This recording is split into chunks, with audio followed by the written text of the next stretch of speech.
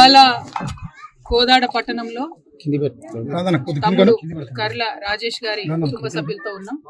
కర్ల లలితమ్మ వాళ్ళ అమ్మగారు, అట్లానే వాళ్ళ తమ్ముడు, వాళ్ళ అమ్మ మరి వాళ్ళ ఇక్కడికి రావడం జరిగింది. ఇక్కడ అనేక మంది ఈ ప్రాంతానికి సంబంధించిన వ్యక్తులు, అదే విధంగా దళిత సంఘాలకు సంబంధించి MRPSకి సంబంధించినటువంటి నాయకులందరూ కూడా ఉన్నారు.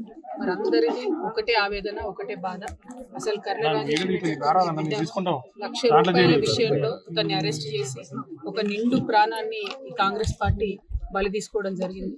ఈ ప్రభుత్వం దయ లేకుండా అతను చనిపోయిన తర్వాత కూడా, రాజేష్ చనిపోయిన తర్వాత కూడా కనీసం ఒక ప్రాపర్ ఎంక్వైరీ చేయడం కానీ, ఒక ప్రాపర్ చర్యలు తీసుకోవడం కానీ చేయలేదు.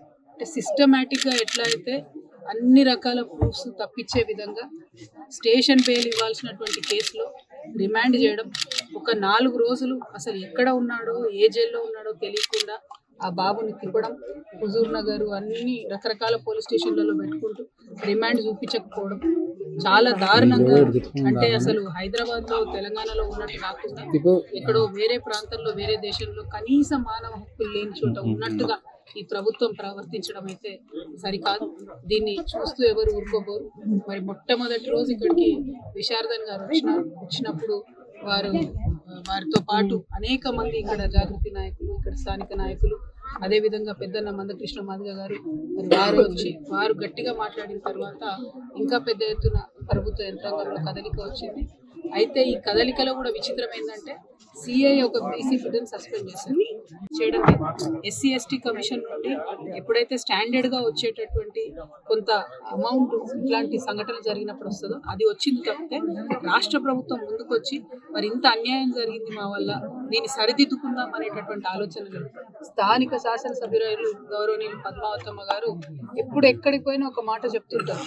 ఏ గుళ్ళోకి వెళ్ళినా కూడా ఆమె ఏం చెప్తారంటే, నాకు పిల్లలు లేరు, నా నియోజకవర్గ పిల్లలే, నేను వీళ్ళ మీదనే అర్చన చేపిస్తా ఈ పేరు మీద అని చెప్తుంటారు. నాకు చాలా మంచిగా అనిపించింది. అమ్మ పద్మావతమ్మ, మరి కర్ల రాజేష్ నీ బిడ్డ కాదా? కర్ల రాజేష్ నీ నియోజకవర్గంలో ఉన్నటువంటి వ్యక్తి కాదా? మరి ఆ బిడ్డ మరణం ఇవాళ నేను కలిసివేయడం లేదా? పద్మావతమ్మ గారిని నేను సూటిగా ప్రశ్నిస్తున్నాను. మీరు ఈ ప్రాంతం ఎమ్మెల్యే, ఇంత పెద్ద local to global news at your fingertips, మీ చేతిలో ఒక ఆయుధం. Download Raw TV app.